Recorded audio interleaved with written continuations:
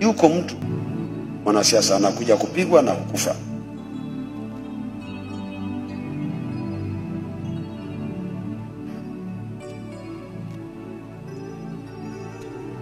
Na itakuja kushtua nchi ya Kenya kwa kiwango cha ajabu.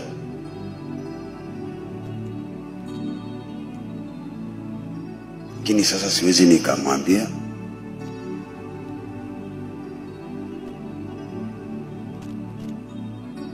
Mara ngapi? And when God brings, si umeona ile yangu ya uinjilisti imekuja mara ngapi? 3. It means it is true, it is coming. Ukiona mara 2, confirm. Know how to deal with it, it is coming. Yusufu, Farao aliletewa mara ngapi? Yusufu akamwambia it is confirmed. Zile ngano vichwa 7 ni hiyo hiyo. Zile zimekonda ni hiyo hiyo. Ng'ombe 7 ni hiyo hiyo. Zile zimekonda ni hiyo hiyo. It means it is coming. You need wisdom to talk, to counter attack it. So drought inakuja anyway, wewe tafuta vile ambavyo utaondoa njaa, lakini inakuja. So hicho kifo kinakuja kwa huyo, ni itafutwe njia itakavyoondoka, lakini inakuja.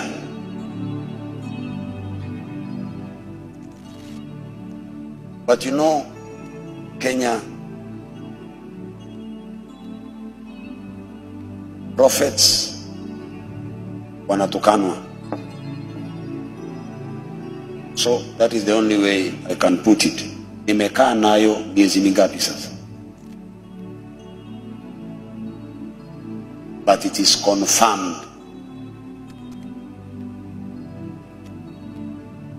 Itakuja kuwashtua na kuwaacha gizani. Utaangalia hivi, utasema hata fulani pia amekufa. Wachana hizi za juzi. No. Kuna sehemu nikiwaambia vile ilivyowekwa utajua ni nani, na huko ndio sitaki kwenda. Utasema hata fulani. Na itabakia kwa historia ya Kenya kwamba huyo alikuwako na alikufa. Itabakia kwa historia, hata watoto wenu miaka 80 ijayo watasoma huyu alikuwako na alikufa. Kama vile unaona wakina Tomboya wanasomwa, JM Kariuki, mutasoma kwenye historia, lakini ni kitu kinaweza kikaepukwa. Baya watu wa anakuwa governor ama anakuwa bunge, wanaowazingira huwa wanataka, wanakupima waongee maneno ambao unapenda kusikiliza. Hawezi kukwambia ukweli. Kuna kiongozi mwingine Kenya nimeambiwa anaenda kukufa mara 2. Mpaka ninakaa nasikia uchungu, na mjua niko na namba yake na siwezi kumpigia hata chukua.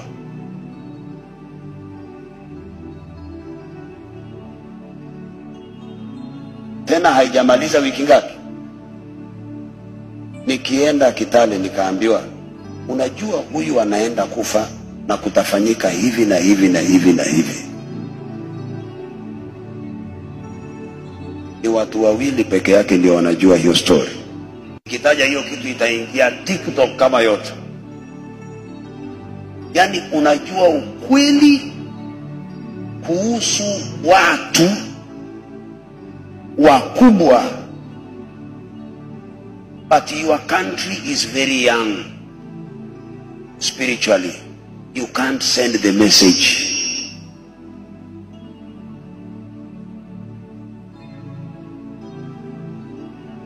Nchi yangu ni changa kiroho, siwezi nikaongea. Nikiongea itaingia breaking news. Ezekiel prophesies. So I'm looking for avenue. The problem ni kwamba sijui ni lini huyu mtu anakufa. Kuna kuja kufa kiongozi mashuhuri Kenya hii.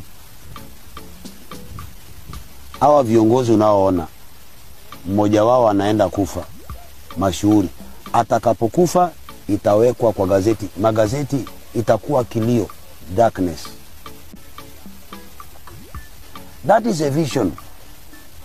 Kuna nyingine niko nayo siwezi nikawaambia, nikiwaambia sitalala hapa.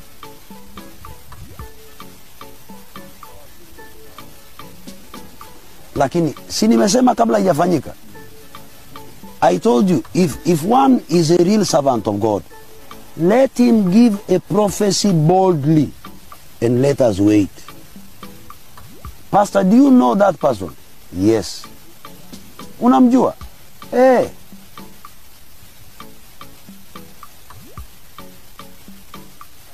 Si mengine yote nimetabiri. Kuna ile ambayo imepita bila kutimia. Hii pia nimewaambia.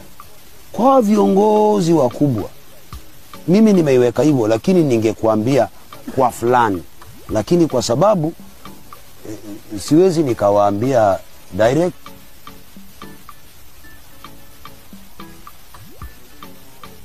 Na itawekwa kwa gazeti, and it will be very painful and it will shock the whole country.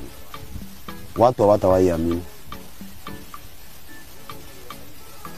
Hata hakuna mtu ataandamana, mtabaki tu ukiwa mfanya.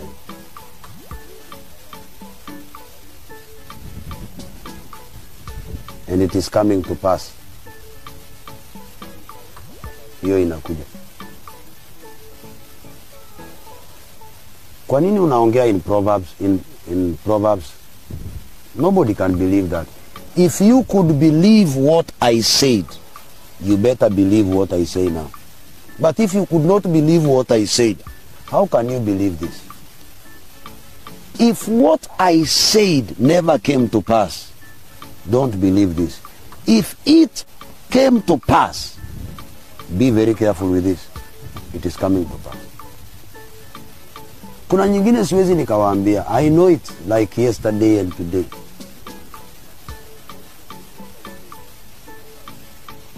So those are visions, those are not dreams. Those are visions, those are not dreams. It's a sad morning. It's a sad morning ambaye nimeamka, nimekuja kanisani. Na for my surprise nimesikia the former Prime Minister Raila Odinga is no more. Na nimesikia amefariki. It's very sad. It's very sad for me. Kwangu ni rafiki yangu, nimemchagua mara kadhaa kuwa president of Kenya. So it's very sad kusikia our icon, mtu mkubwa katika serikali, mtu ambaye tunaheshimu sana, mtu amepigania nchi ya Kenya kama Raila Amolo Odinga, the former premier, hayuko tena. So tunakondole na the family na the all Kenyans ambao today is a sad day to them. So kwangu nina huzuni sana. Mungu afariji roho za familia na Mungu alaze roho yake mahali pema peponi.